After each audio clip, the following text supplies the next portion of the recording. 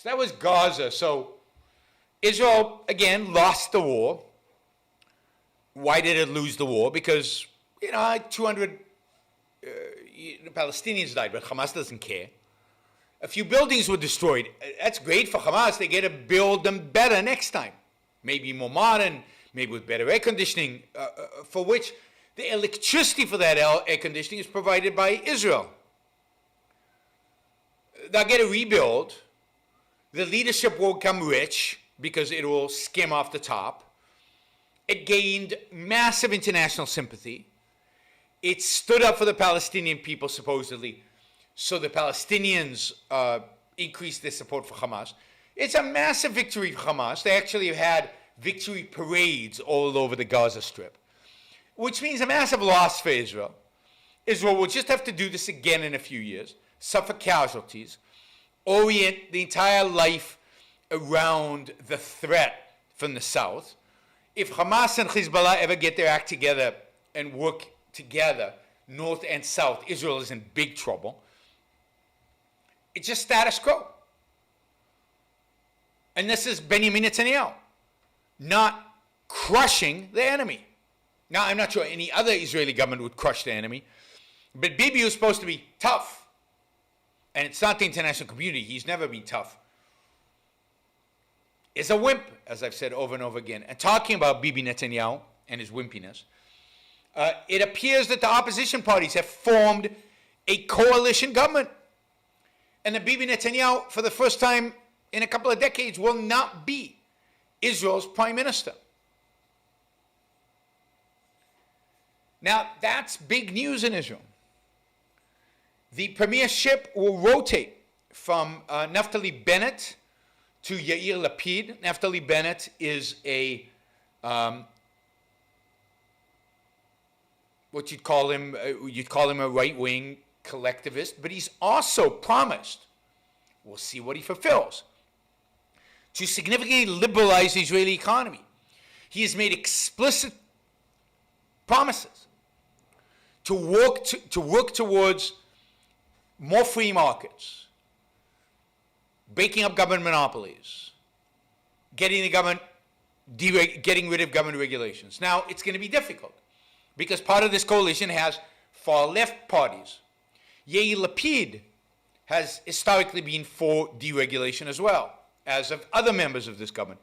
So it's going to be interesting to see how this coalition functions, given that it's got kind of socialist left all the way to right-wing collectivists, and but a significant number of people who are, oriented towards freer markets in Israel. So it's going to be interesting. And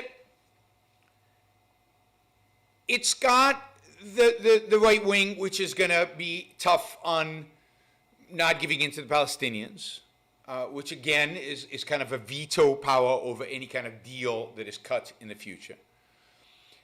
It's going to be interesting. Now, part of the coalition, shockingly, for the first time in Israeli history, part of the governing coalition is an Arab political party.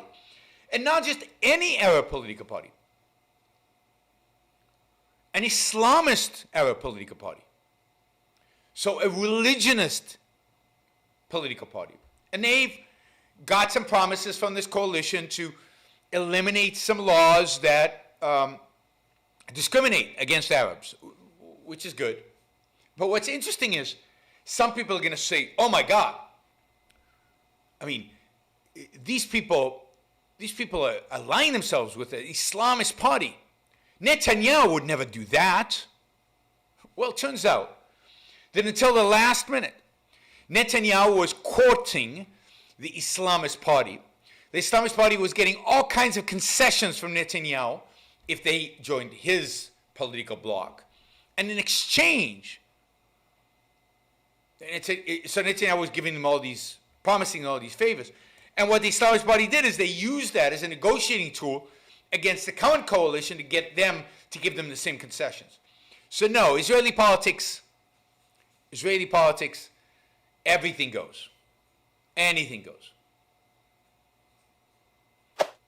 So it's going to be fascinating to watch. Yamina, which is the name of the right-wing party, which just means right, literally the word right, and Meretz, which is kind of a socialist political party, they are two small parties at the edges of this coalition, and it's going to be interesting to see how they can get along and how they can actually form a government that works. It's going to be quite an achievement. It's going to be a mess. It's going to be fun to watch. Fun to watch.